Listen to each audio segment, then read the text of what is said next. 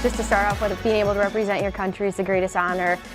It's been the greatest honor of my life for sure, but to win 4 straight was huge. We're starting off a new quad after coming off of a gold medal win in 2018 after a 20-year drought, so it was huge to keep the momentum going and to start this quad off on the right direction in hopes of coming away in 2022 with a gold medal.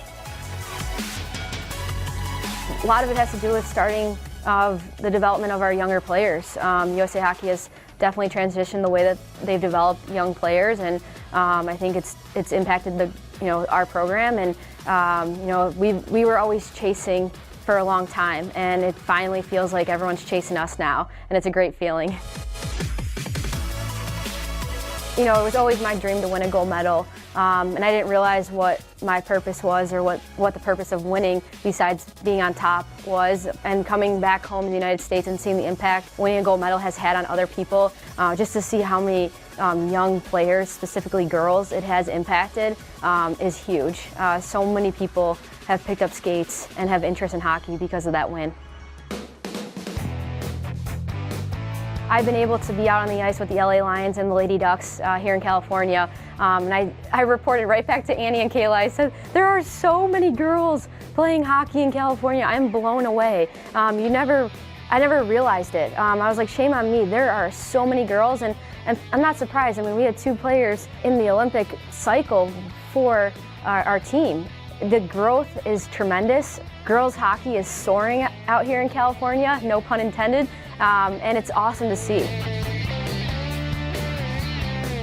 That was a huge stance that we took last year. It wasn't easy, it was needed, but it was difficult. It was a moment in time when we were willing to risk it all for the growth of the game. We were able to come to agreement, but I think we've learned since then that there's a lot more fighting that needs to happen. We're not satisfied, and we need to continue to push and to grow the game so that it's better for those that come after us. And it was a big piece of our success was the support that we received from other people, from other athletes, men and women, congressmen, just an array of people supporting us, and it helped us because we were willing to not play at the World Championships. For some players, that was their first. For me, it was my 6th. Everyone was in a different position, but we knew we were part of something bigger than ourselves, and it was the right time. Well, I think if you would ask others, they would say it wasn't the sport for me and it wasn't the right time. I was often called a tomboy, told to go play soccer and volleyball like the other girls, and even though Chicago is a cold climate and hockey is huge now because of the Blackhawks' recent success, it wasn't a sport for girls.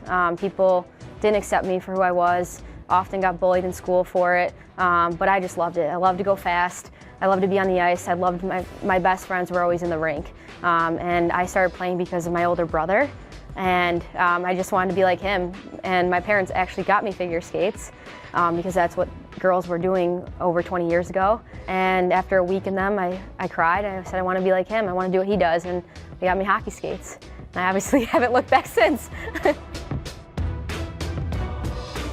Besides my parents, obviously, just seeing how hard they work day in and day out, really helped me and helped shape me into the person I am today. But hockey-wise, Cami Granato was my idol. I held her gold medal when I was 7, and that's when I turned to my parents. I said I want to go to the Olympics.